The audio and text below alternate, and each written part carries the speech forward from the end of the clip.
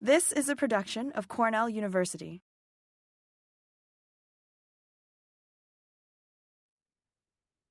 Bill, thanks a lot for the introduction.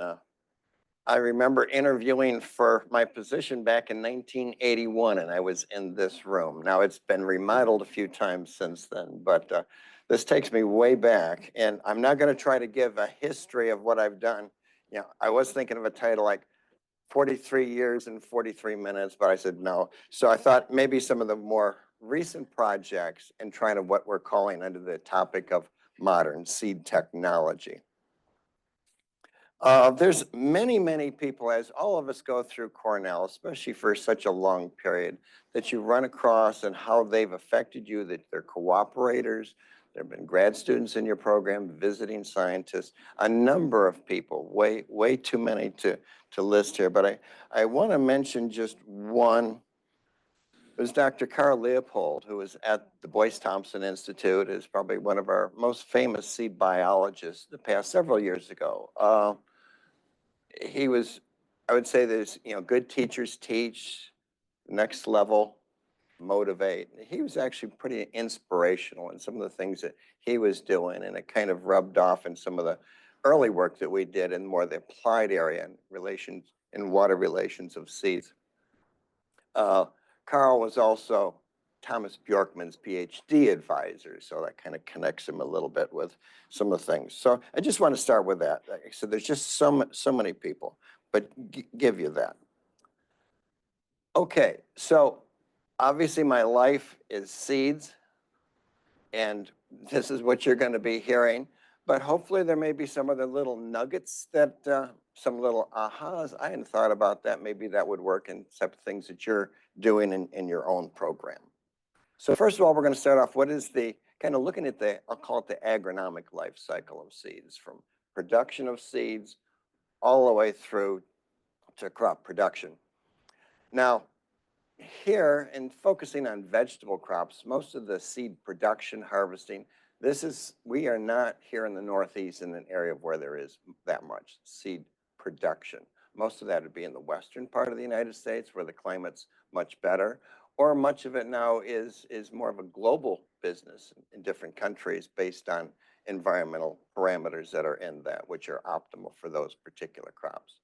Conditioning is really kind of the physical sizing of the seed, grading the seeds, try to improve the seed quality. This is all when they're in the dry condition after the harvest. Storage of the seed, really the key there is preservation of the seed quality.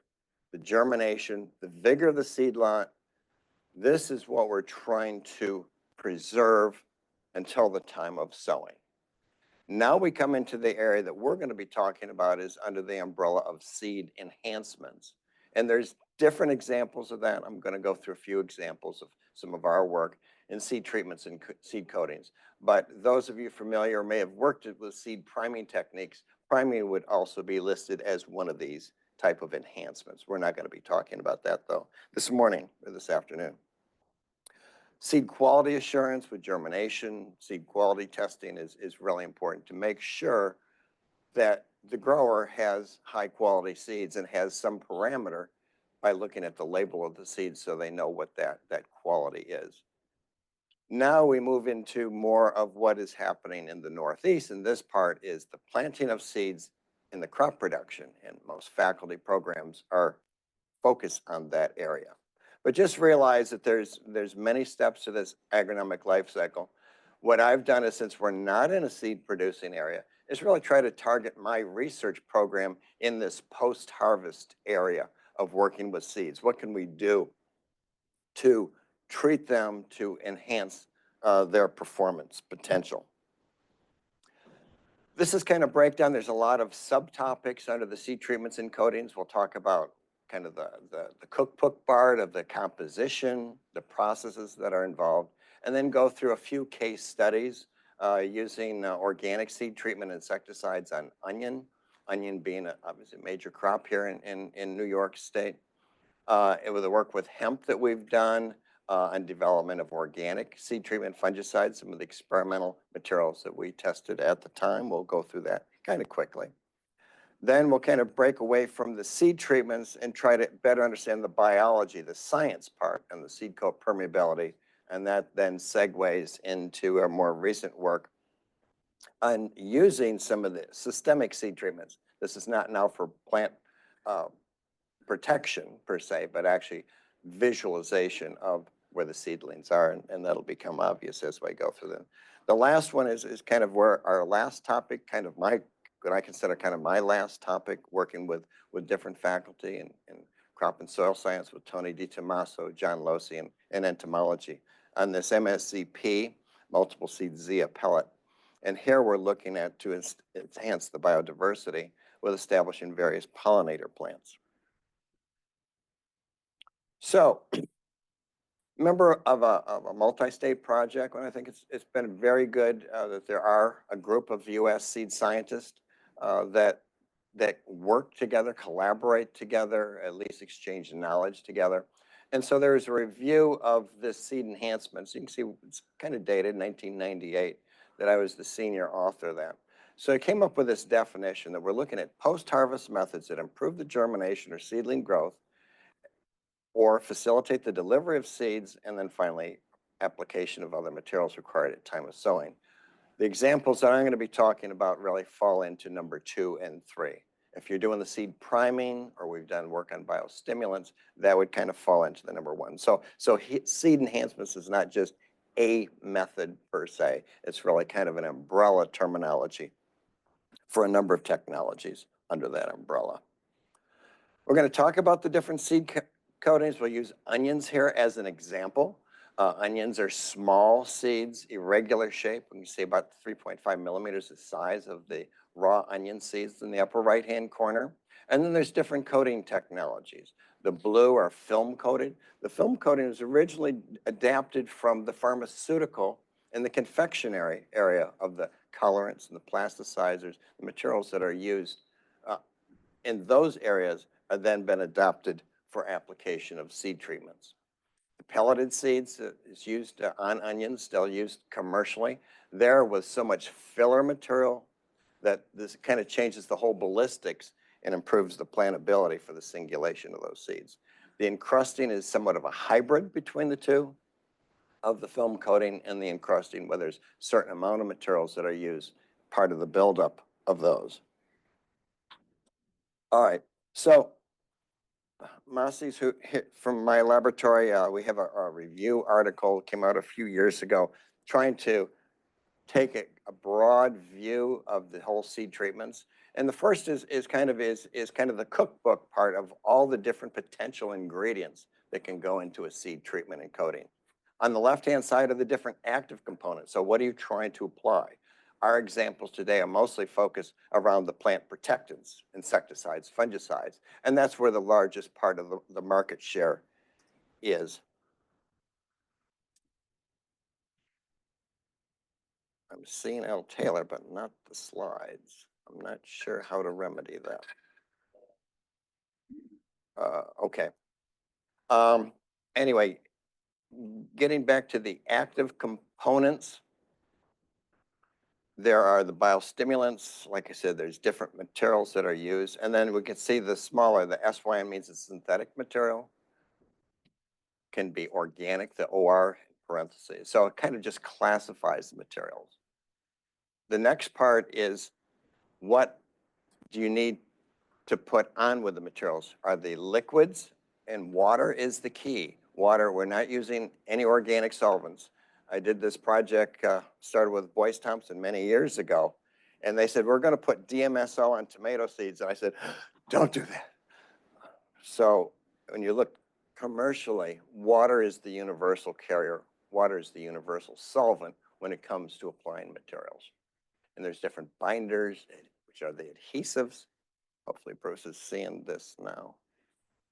I will text Lou. Okay. So there's a different constituents. So we need the adhesives, which are the binder materials, which hold materials onto the seed. And then the last column, the solid particulates. Those can be these binders. So in the case of a solid particulate binder with a filler, you're only applying powders and then you only have to spray water. So a lot of the streamlining has occurred. Most of the fillers are just materials that have been mined, such as the limestone, gypsum. The only thing that's been done to those is just milling those to problem solve, says Bruce Rice. Yay. Okay, I'm glad everybody out there can see the slides at this point. So anyway, this is kind of like going into a kitchen and then having all the ingredients there. But you need to decide what you want to apply, what is the purpose for that, what type of coating technology, and we'll talk about that next. If, for example, just because many people are interested in organic production, you would need to use an organically approved seed treatment to do this. But along with that organically approved seed treatment, such as a biological, you also need to use the liquid components and the solid particulates also have to be organically approved. So you have to consider the whole system, everything that's going onto that seed must be organically approved. Again, from that same review article, methodology, we have a dry powder application. This would be an on-farm operation where the seeds would be treated right prior to sowing. And probably the most common is, say, using some of the inoculant materials, rhizobium, which tend to be short-lived. Those could be treated right prior to the sowing operation. The rotary coater, which is probably one of the kind of the key workhorses, where the liquid material is being atomized onto an atomization disc and then is treating the seeds. And then you can adjust by those fillers how much of the buildup. So you can see the seed dressing. It's kind of a European term, the seed dressing, which is just what we would call a seed treatment, but it gets a little confusing on the process wise. So it'd be seed dressing, the film coating, like I showed you, the encrustment. So we're seeing more and more of the buildup of the material till finally the seed pelleting operation. Okay, I mentioned this dry powder. So at Geneva, Kyle Wickings is our turf entomologist, and he has a project where they have certain biological seed treatments, and the biologicals cannot withstand kind of a wetting and drying. So they really are very sensitive to these hydration, dehydration events. And then I said earlier that we have to use water in our seed treatment and seed coating process. So if we can't use water, then we go take a step back and use this seed powder technique. So everything, your biological is already as a dry powder formulation. We're mixing this, in this case, with a talc graphite mixture, and that's being applied. We're okay now. Oh, did they email back? Yeah, I just saw Bruce just sent a chat text. Okay. We're okay now. So the upper pictures, we're looking at some field crops. We generally use a large seeded crop as kind of as a model system. And then you can see the tall fescue and the Kentucky blue there. So that's an autofluorescence, that bluish green color of the seeds under just a black light, long 365 nanometer long wavelength. Then with our coatings, we are applying a fluorescent tracer material. And that's where you see that bright red. We're doing this, one is, it's pretty to see these, but we really want to make sure that we have uniformity of application over the seed surface and uniformity from seed to seed. So this gives us a visual assessment for that delivery system of just applying a dry powder that adheres onto the seed surface. This is kind of the workhorse in our laboratory. It's a small laboratory scale. We call it the R6, which means for a 6-inch diameter or 15 centimeter coating pan. This slide there on the right, the picture on the right shows an atomization disc, which goes down into the unit. So the liquids are applied, atomized into very small droplets, and the seeds are being treated, and then you're done. So it's a rather rapid process. We have even a little YouTube. It hasn't gone viral yet, but you can actually see the process of actually coating seeds and the delivery of that.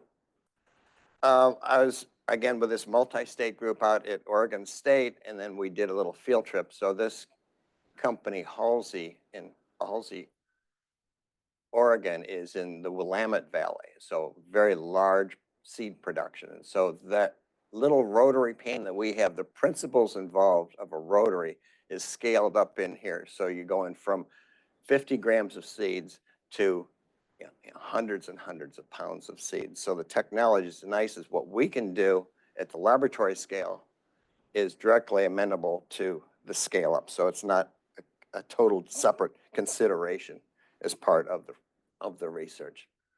Okay, I'm going to digress here a little bit.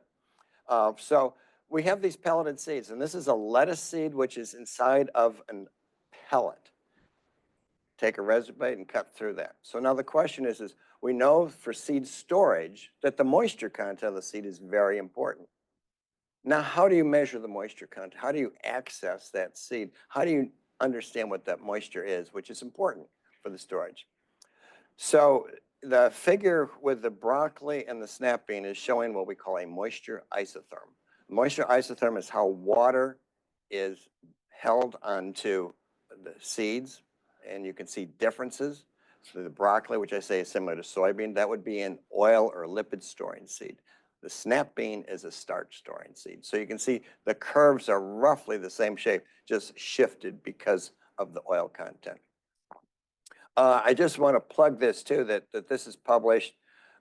Chris Ween's second book is Vegetable Crop Physiology. He also had the first edition, and I also had the first chapter in that. So very, very proud of that long association that I've had with Chris. But that's where this moisture isotherm shows, which is really kind of our understanding of water relations in seeds in storage and under the dry conditions.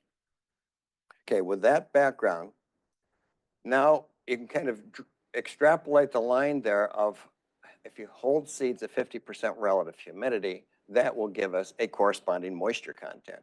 And we have laboratory instrumentation at Geneva to actually measure what we call water activity, which is the decimal equivalent of the relative humidity. So, and I give this talk to a lot of different organizations, different companies say, well, we don't have a water activity instrument. So we try to make this more simplified as well. So this is just a handheld relative humidity meter. Put that inside of the Ziploc baggie or some sort of enclosed container. So by measuring that relative humidity, you then have the essence of what the water activity is of the sample. Also, we use this nut is clean cut because of the gradations there, but taking a small piece of this paper, putting it in with the Ziploc baggie, it'll just change colors. And so you, again, have an idea, especially if the moisture of the seeds is too high, let's say 60% or higher, then you'd have a quick diagnosis of what the water activity is or equilibrium relative humidity. All right, now we're going to get back to our seed treatment theme. Kind of two major groups are the chemical seed treatments, then the biological seed treatments. On the chemicals, which is the probably 2/3 of the market share is in those areas, insecticides and fungicides. And so we'll have some examples of the type of work that I've done in collaboration with entomologists and pathologists, mostly at Geneva, but also outside of the AgriTech. So I'll tell the onion story in very quickly. So when I came on the scene in the 80s, this is what planting onions look like. Onion seeds for direct seeded onions to produce bulbing onions, planted early in the season in April, don't harvest until the end of the year. The onions are grown on organic soils we call muck soils. So you can see in the tractor in the front there's a large tank, and so that's where there's big volume gallonage with the insecticide, fungicides. Some of these insecticides were pretty nasty materials. In fact, they've been banned in the last few years. We are seeing the farmers are using pelleted seeds for singulation with a planter type called a belt seeder. You can see those are the Stan Hay type of a planter. So you could have the precision placement. So there's some parts of the technology that we could kind of build on through our research. So what I kind of prophesized back when I was younger and I still had red hair is I said, you know, we're going to get away from all these tanks. We're going to get away from all this hauling these pesticides over to the land, have to go back and refill again. Everything is going to go on the seed. The seed treatment is going to go right on with the coating. So that was kind of what my prophecy was. I got a little bit of pushback by some of the pathologists, but that was, you know, we're going back to a previous slide on that. So let's just stick with what we did to achieve that goal. First of all, you needed a seed coating technology. You needed a delivery system of getting these seed treatments onto the seeds. And especially looking at pretty high loading rates. We couldn't use the little seed dressing technique we needed. So that's where the pellet came in, where part of the pellet, during the formation of that pellet, there could be a band called pellet loading of the materials. And this is done by the seed treatment industry, the seed pelleting industry, much of it out in the West Coast.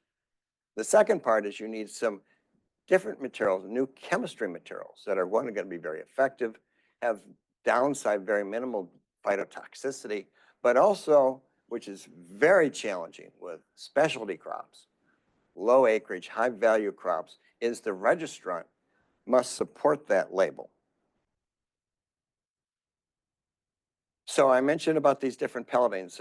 When I started this project with just comparing different pellets, there was probably about 10, 15 different companies. Now we have 5 companies that do pelleting. Now, they don't just do vegetables, they'll do flower seeds and things. So they're not restricted to vegetables, but that's probably their largest part of their business. But the pelleting technology is well worked out within these industries. And I just want to call attention to the type of pellets we have. We call it hybrid and then a split coat. So let's look at the picture in the lower left-hand corner. The tan ones are what we have a split coat. So in other words, the pellets are planted, they're in a moist substrate, and there's like a cleavage that the seed, actually the pellet opens up. That allows oxygen to get to the germinating seed, and there's no restriction for the germination. The hybrid is a hybrid between the split coat and what we call a melt coat. In other words, it just kind of dissolves away. And so that you're seeing cleavage in different areas. It achieves the same. And as far as pest management with putting seed treatments, they're both effective as delivery systems for the insecticides, fungicides. This is what some of the newer planters look like, moving away from the old belt planters to vacuum seeders. And so now you can plant the pelleted seed, but you can also go to the encrusted seed, the yellow ones in the upper right-hand corner.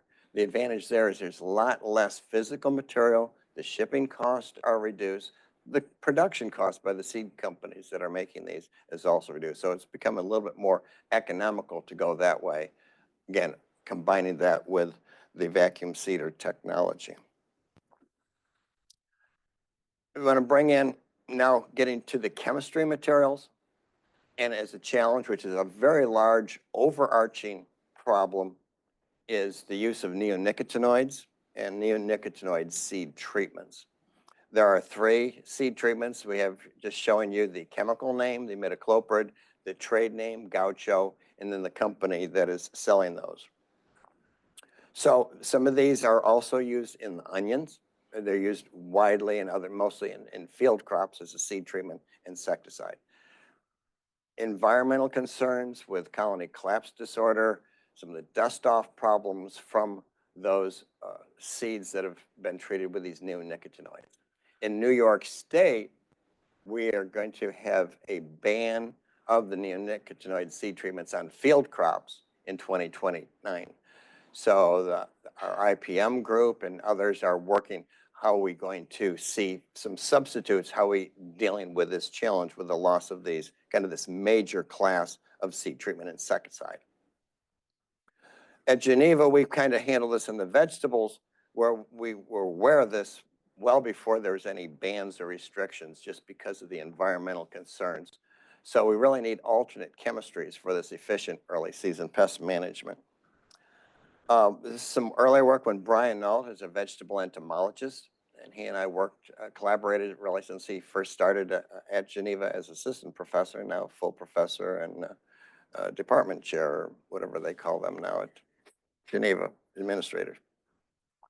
So the material that we latched onto is called spinosad. Now, if you're familiar with pest management and foliar material, spinosad is used as a foliar insecticide. It is, the entrust formulation is organically approved. So with that organic approval, we said, aha, that is very good to have something that's already OMRI approved. but now is it going to work? So we did the work way back at the time, and it is quite effective as far as controlling onion maggots applied as a seed treatment. So if you want to try to put this more on a time frame, because working on specialty crops, working on pesticides, it's a long time of work to get something to see the light of day.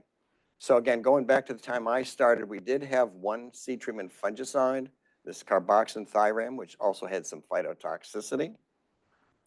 The first insecticide was Brian Knoll's predecessor. His name was Chuck Eckenrode. And so in the mid-90s, we had that cyromazine, which is as an insecticide still used to this day. And then we see the spinosad and some of this other far more packaging that Syngenta had done at the time. One I didn't talk about is a more recent seed treatment fungicide for onion smut called penflufen. But you can see a lot of years, a lot of time is involved. And again, is making sure that you have the registrant, the company that's going to stand behind that, especially when they're going to label that for commercial use. And Brian Knowlt and I had several really good materials, looked really great, excellent at pest management. But the companies, for one reason or another, said, no, we're not going to pursue that. So it died right there. So where is that now? We're still working on this. We're working with companies that are doing the pelleting. Brian is leading that. Leo is a PhD student in his laboratory. And then we have a number of faculty in different areas. Mary Ruth McDonald's up at Guelph in Ontario. She's doing trials with some of the pellets that are being produced. Tim Waters in Washington, Stewart in Oregon, California. So we're now kind of broadened out with some of the field testing in cooperation with field entomologists. Christy Hoping is with CCE. She's out in the Batavia area. We're working with her on some of the seed treatment fungicides as well. So there's kind of a continuation. It's not just our work and done. There is a continuation that I want to talk about in several of these topic areas. Next case study is going to be with hemp. When Larry Smart first kind of formed the Cornell team, we were fortunate to be a part of that team in dealing with some of the seed science and technology issues. The first one, he says, well, we're going to treat the seeds, and some of our standard coating materials we are using, you can see there's green on that middle seeds, but it's very splotchy. Some were well treated, some weren't treated at all. So I said, we really need a much better film coating polymer to give us uniformity of application. So I have good contacts with the seed industry, with companies. Oh, this happened to be AgriTech. I said, we have this new seed. It has kind of a waxy seed covering to it. Is there any film forming materials that you have that might work? And they knew nothing about hemp at the time. And so they said, we've developed this, that we've used this on sorghum as another waxy seed. We have good relations. They didn't tell me all the 11 herbs and spices that are in it, but they provided my laboratory with this material. And I've had these long-term relationships with these seed enhancement companies that they're willing to collaborate with us. Maybe not give us all the 11 herbs and spices, but very fortunate that we don't have to do every inch of the way on the development, because we'd never be able to do the things and accomplish what we need to if we had to do that. So now we're looking for control of damping off, much of that caused by Pythium, but there's other pathogens involved. There could be biochemical materials, organic copper and phosphate materials would be examples, and different microbials. So I'm going to kind of cut, if you are interested in this, I can send you the PDF of the paper we published a few years ago. But just think, up in the green are all the biologicals, the trichodermas, the bacillus, some of the major materials that have been used for a number of years for controlling of damping off in other cropping systems. Those in the middle in red is our organic copper, our phosphite, so that we'd call these biochemical materials. The group in blue is our chemical fungicides, our Apron XL Maxim type of materials, which are widely labeled on most crop seeds. So these are the seed treatment lists that we went into with this project. A lot of the screening we do is in the laboratory is how can we make sure that some of these have efficacy or not. So we went to taking a field soil, actually just not too far from here in East Ithaca, that had natural levels of pythium present in that soil. There's damping off, like see a lot of damping off in that from that field. So we got the field soil, then we're using that mixed with sand over our roll tile. You can see the brown paper is from our germination test. We're looking at a time course with the hemp. Hemp germinate very rapidly. So after 4 days, we're already seeing a nice root and shoot on that. After 7 days, there's quite a bit of damping off and death of the seedlings. And then we get to 10 days, pretty much everything is wiped out. So that was kind of our screening assay that we were using in my laboratory. This is some of the data from that. On the far left, the black is the non-treated control. The interesting thing is we tested all these biologicals and all the hopes of biologicals, none of them were worth a darn. None of them really gave any level of protection. The phosphite material gave some level of protection, in particular the Ultim, which is the organic copper with the letter A on the top, was just as good as many of the Apron, Maxim, some of the chemical fungicide seed treatments. We also, through the IR4, did 2 years of testing at Cornell, Virginia Tech, North Dakota State, where we had field testing under multiple locations. And I'll just kind of go through this really quickly, but this is just from one of the sites, East Ithaca, where we knew we had the pythium at. They were generally seeing some of the materials. Now, these are the trade names, but the organic materials, the organic biochemical materials looking quite well in that. So again, the biochemical materials looking quite promising with this. Also as an organic, it's already been organically approved for other applications. The chemicals worked very well, but Syngenta owns those materials, and they basically said, we're not interested in supporting anything on hemp at the time, so that stopped. None of our biologicals really worth a darn. So after we finished this, Chris Smart and her PhD student, Patrick McMullen, have done some additional work. We're just kind of summarizing some of that work up now. So there's been continuation and further field testing at Geneva with some of the key, kind of our optimal treatments from this project. Okay, I'm kind of use this from the Geneva colleagues are going to remember some of the people. When this was taken, I was department chair of what we called horticultural sciences at the time. So Luann Rago in the upper left-hand corner was the administrative assistant. There, some of the people from my laboratory, Joe Shale, worked for many, many years in the upper right, worked with Dick Robinson in the plant breeding program, worked with Thomas Bjorkman and I towards the end of his career. But the lower right is Julia Salinenko, and she's done a lot. She had kind of the good seed physiology training from Belarus, came to my laboratory, and we're going to kind of talk into some of the work that she did. Not a seed treatment work per se, but I thought I'd throw this in just as I like to see what people look like way back in the time.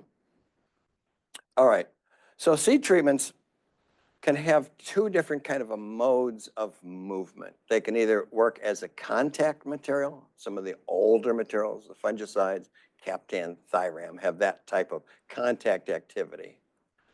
Some of the newer, many of the newer ones have systemic activity. The systemic activity allows uptake by the roots into the transpiration stream all the way up to the leaves. So this, when some of our seed treatments, some of the neonicotinoids, but others were coming along, we were asking questions. We knew that they were taken up here. We're killing cucumber beetles with a systemic seed treatment. But our question was, how are these materials moving are they moving through the seed coat into the seed and taken up? How are they actually moving? So that was kind of our curiosity at the time. First thing is and this applies if you're applying herbicides or any other material and you're looking at systemic uptake. What are the physical chemical properties that compound has to have? A compound must have a balance between the hydrophilic and the hydrophobic character to enter into a root system. Some of the classic work was done on this in the early 80s with herbicide movement. We have what's called a partition coefficient, where you'd put the material in with water and octanol as an 8-carbon alcohol, and how does it partition into those two. And that gives you an idea of that relationship with the hydrophilic, hydrophobic. You come up with kind of this Gaussian distribution, or you call it a bell-shaped curve. And a number of our seed treatments are shown here, the thiamethoxam, metocloprid, clothianide. These are all the neonics. Rhodamine B we'll talk about is not a pesticide, but a fluorescent tracer. And we'll be talking about this in the next section. And then some of the other materials. So all the materials have their own particular log of KOW, or also called the log of P, the partition coefficient. So that tells us the relative water solubility and lipid solubility. But at the top of that Gaussian distribution is where there'd be the greatest amount of systemic uptake for a particular compound. So again, we're not interested in herbicide uptakes. We're really interested in seed coat permeability. How do these materials, do they actually enter into the seed? Or are they blocked by the seed coat? So we can have a visual. So we decided early on when we were doing this work, if we had to get C14 labeled or other ways of trying to trace these materials, one, it'd be very difficult to get it. It'd be even more difficult to dispose of this. And so we decided at the time, we need a better system that we can do in a laboratory.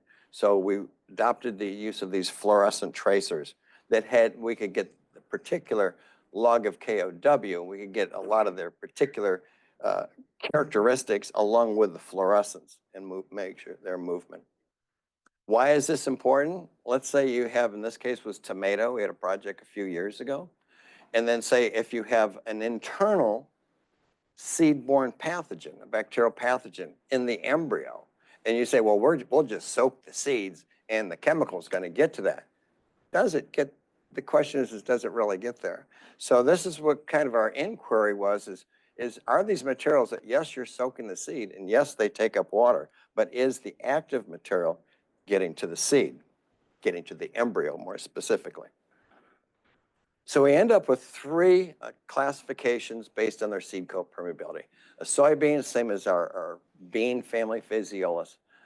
If we have compounds that are non-ionic or ionic in nature, both of those will move through the seed coat. So in other words, we're applying these as a seed treatment. We put them in a moist soil, and as the seeds take up water, it would basically allow the materials to migrate into the embryo. So it's a visualization of the movement. The next group is in many crops, switchgrass. We found hemp is going to be in this, onion, tomatoes, just a number of these.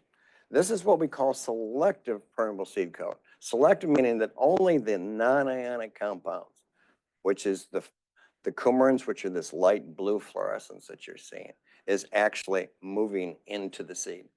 The rhodamine is an ionic material, charged molecule. It is being blocked. You can see the tomato is very vivid in the tomato hairs, is that ionic material being dropped there and not getting into the embryo. And then there's a last group, which we're calling the non-permeable, and this is with the cucurbits. So cucurbits have particular morphology with the perisperm endosperm envelope, acts like a little cellophane around there, is blocking both compounds. Now, when I say non-permeable, people think is, well, these seeds take up water. They're not hard seeds. No, don't be confused. This is not a hard seediness. This is actually the layers that surround the embryo are actually barriers. And then this just is from some of our reviews. And again, hemp, we added through some of our earlier work onto this would be an example of the selective permeability.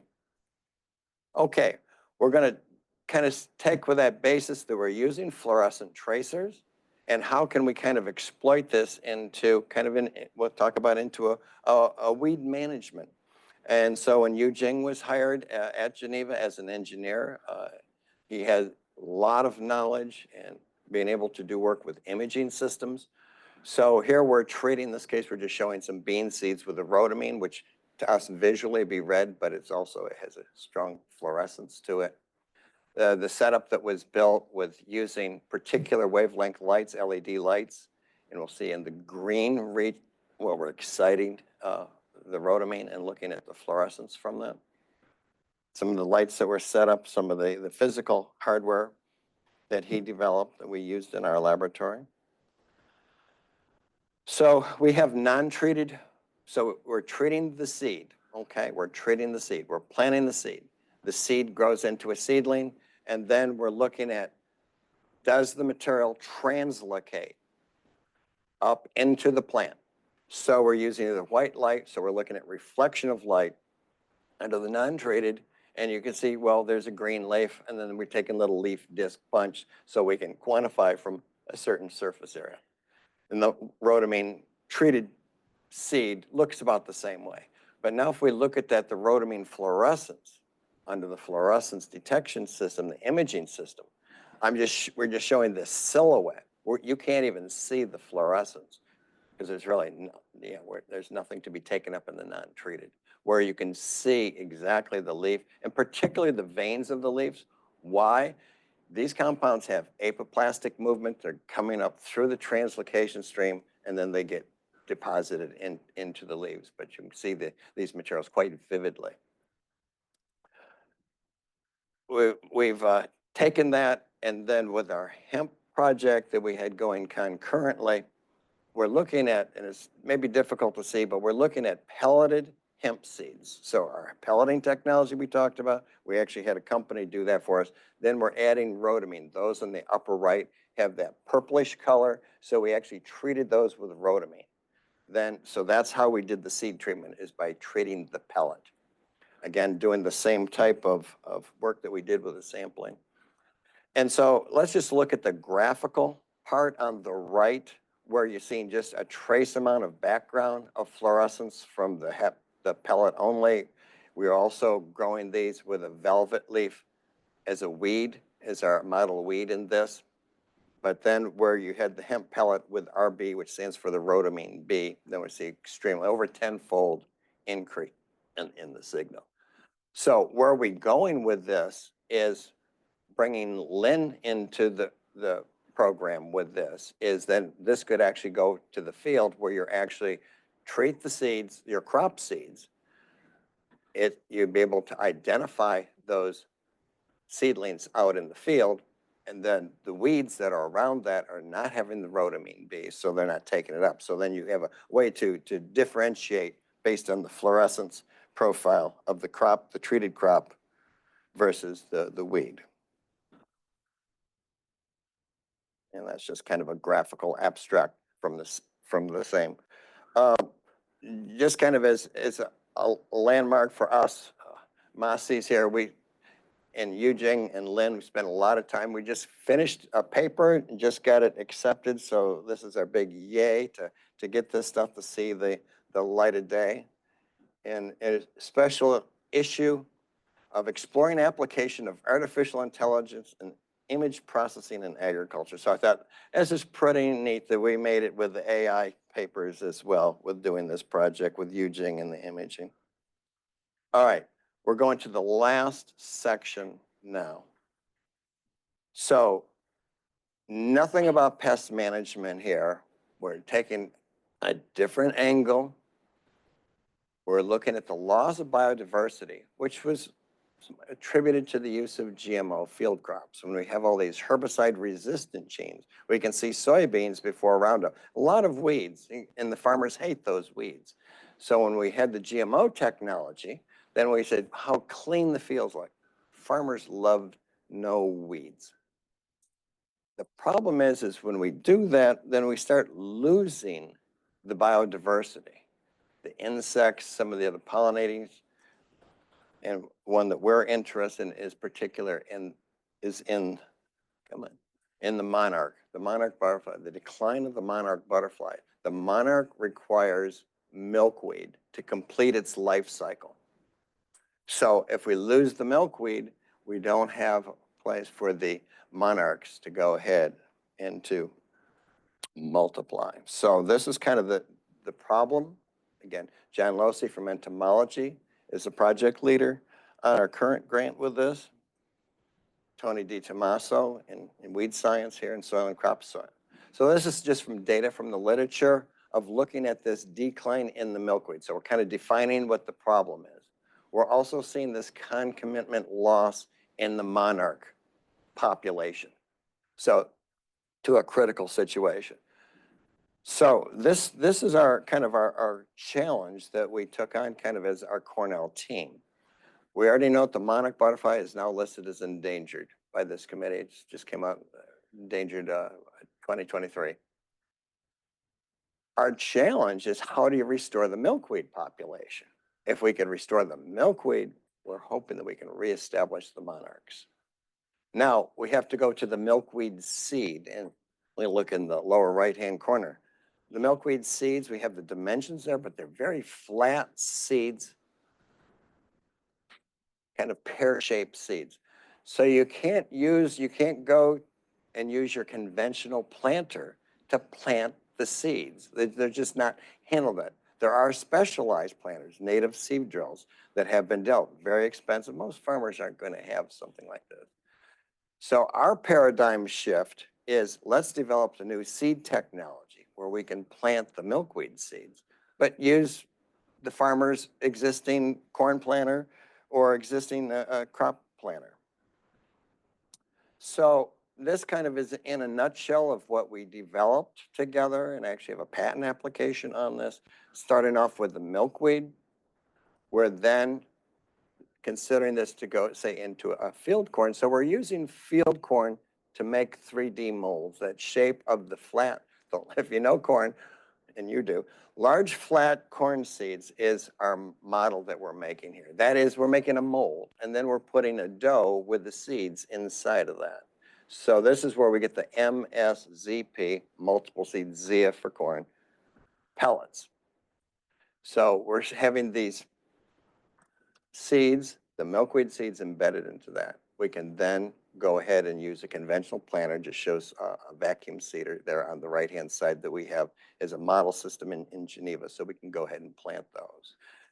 So this is kind of where our first ideas and kind of the conception of this, where we could try to take these pollinator species that do not lend themselves to our planting technology and then put them in a conventional planter.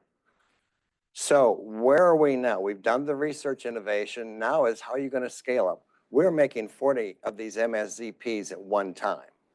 Well, it's going to take 46,000 to plant an acre. Well, how are we going to do that huge multiplication? So the scale up now becomes very critical. We're working with a company, they're based outside of Atlanta, Georgia, called Canar, collaborating with them on the scale up. So that's kind of where we are right now. But there's already other Corteva on the lower right-hand corner. Corteva, you may not know the name, but Corteva owns Pioneer Seed Company, one of the largest field crop companies in the United States. They are going to be our conduit to connect this to our row crop growers.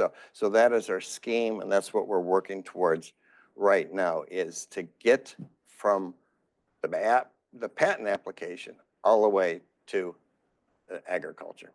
So I know I'm probably running over time a little bit, but I want to thank everybody.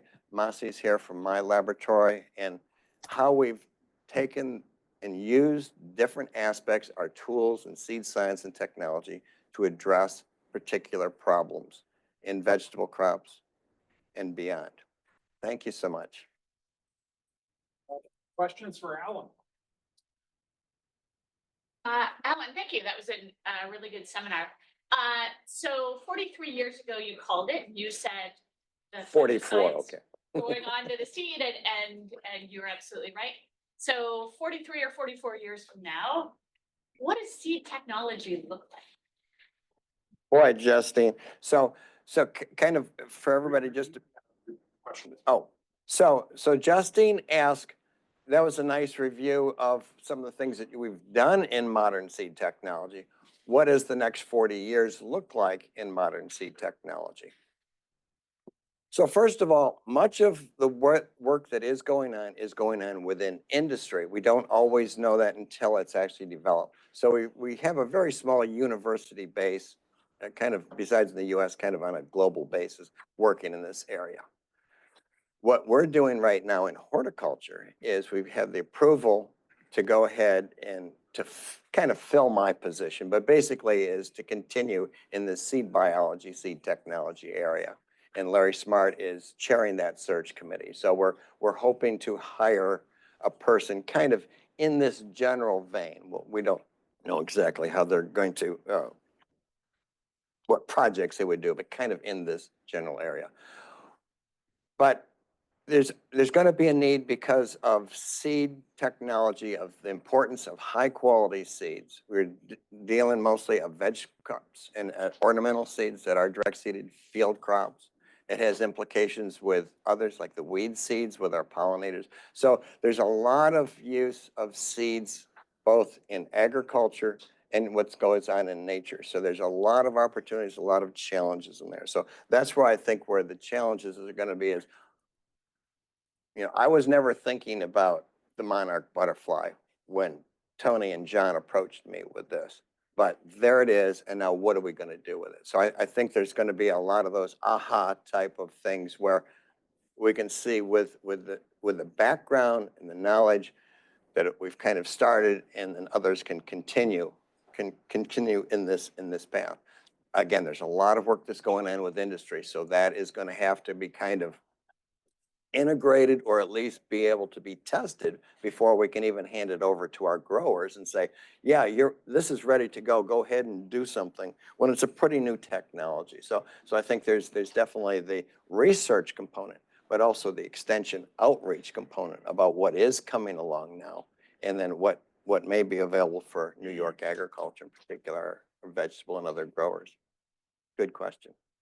And anything from Geneva question wise?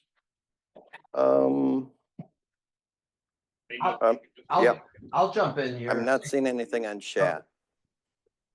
Can you hear me, Steve Reiners?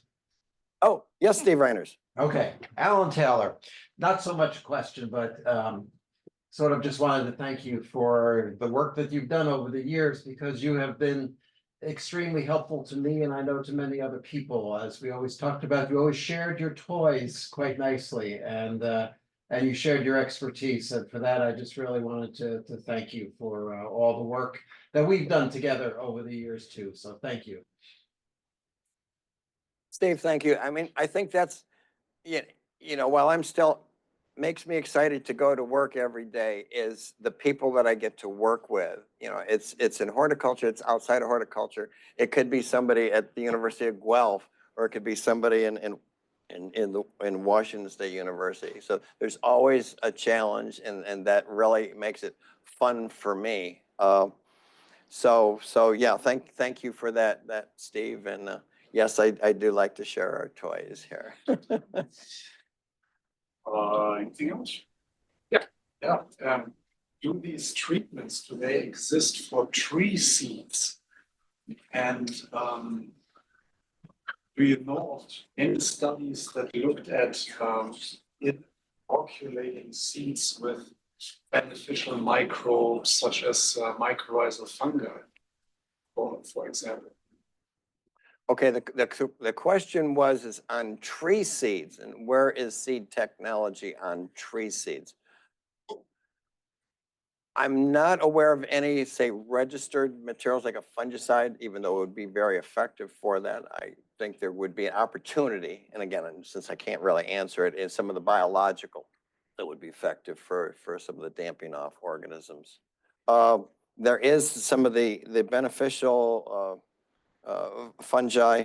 Some of it comes into the delivery system. How big are the spores that you have to apply? What is the size of the seed? So some of it is how do you develop the coating technology for that particular biological and things like that. So I'm definitely not as knowledgeable what's going on in that area, but kind of as I look at looking backwards, is the vegetable seeds, because of the value of the seeds, and you have high value small seeded crops, lower value large seeded crops.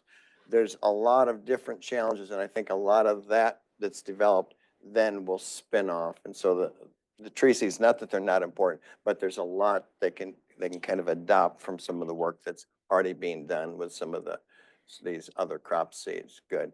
Now I have to do some homework to better answer that question. Right. Thank you very much. All right.